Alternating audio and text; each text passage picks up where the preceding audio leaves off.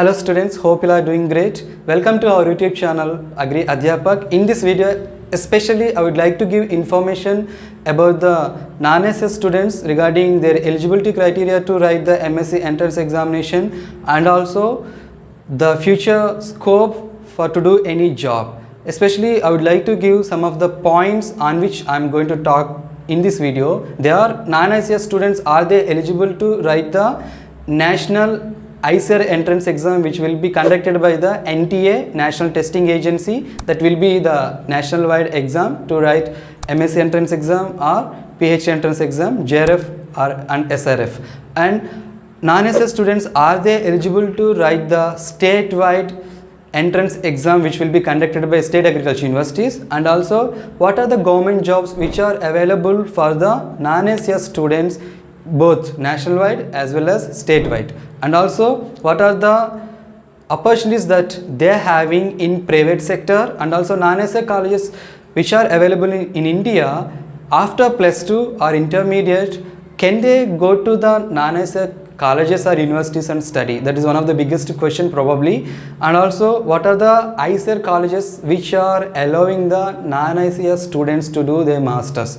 That also I would like to tell. And also after you done the BSc agriculture, when you come out and do any private job, what is the basic pay or the salary, that I would like to tell. And also if you stop with masters and if you don't go for PhD, what is the scope, and should I stop with MSc or should I go for PhD? So that also I would like to give clarity or my personal opinion. And also what are the central government jobs which are available in our country, that also I would like to explain. So let us see the first one. So first one is, are non-SS college students, are they eligible for to write the ICER entrance exam which will be conducted by National Testing Agency, which is nationwide? So for sure you are not eligible to write NTA exam. But another thing is here, if your college is started newly and you are the first batch, you are coming out of that college, that means after 4 years the first batch will come out of that college. So that first batch alone is eligible to write the ICER entrance exam.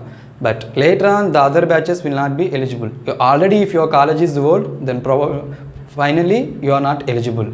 Then next question is, non-ICS students, can they study in ICER colleges or universities by entering into those universities by writing state entrance exam? That means ICER will have their own quota, 15% I think if I am not wrong, or 25%, and the remaining quota will be taken by the state agriculture universities. So for that also you are not eligible, but it will be varied probably. So according to the statewide they have to see, especially in Telugu states and Tamil state they are not allowing. In South India probably, in North India maybe some of the universities they may allow. That also we have to look in depth and know. And also what are the government jobs both in central and state governments? In central government, if you look at, especially if you look at the banking sector, you are eligible to write the IBPS AFO, that is SO, Agriculture Field Officer, that you are eligible to write. You maybe ICR or non-ICR student, but still you can go on. You can attempt that exam and you can get it. And if you look at the central government jobs, there you have a lot of opportunities.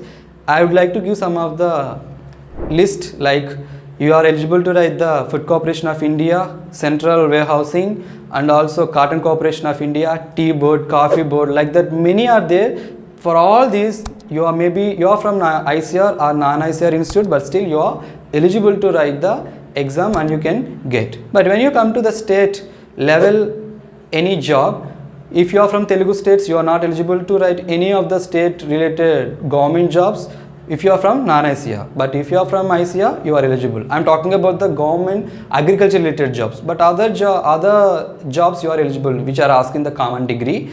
Then the next one is, what are the companies are there in private sector? If you look at, there are many companies like Kaveri Seeds or Monsanto, many are there. If you search in the internet, many will come. The basic pay for the BSc agriculture student will be from 15,000 to 20,000 at the beginning, but as years pass by, like 3 years, then when you change to the other company, you will have the 20% hike or 30% hike based on your performance and experience. Especially you can grow in that particular profession. Then if you stop at with masters and if you don't go to the PhD, then what will be the future scope? My personal opinion is, if you start with the BSc, that will be fine. If you go for MSc, better to go for the PhD. That will be the best thing I can say. If you start with the MSc, I don't see in depth both BSc and MSc students are having the separate jobs. But when it comes to the matter of promotion, maybe MSc students will have the better importance or the good importance for them than BSc students. So there you may have the plus, but in the beginning, I don't think you'll have the much. But you better go for PhD. If you are going for the teaching, for sure you should have PhD. And another thing is here, ICAR will give the accreditation to the institutes for 5 years. Once in 5 years, again they have to renew. So if your institute is having ICAR accreditation and by the last year accreditation might have got over, so again they have to renew. For that, because of the lockdown, ICAR Piritam wouldn't have turned to your college or the university to give the accreditation. For that, ICAR, what they said is, actually if your institution is having till last year the ICAR accreditation and this year if you don't have, no problem. For that, still you can go for the NTA exam. So for that you have no problem, because already ICAR has given the permission to write the exam. Again your institute will go for the accreditation, because already your institution is having the accreditation. That means already institution is having the infrastructure and all the facilities. For sure again they will get the accreditation. So what are the things which are there lacking, they can improve and they can get the accreditation. That's not a big task for the institution. So already ICAR has given the permission for this year. So the students, those who are from ICAR institution and that particular institution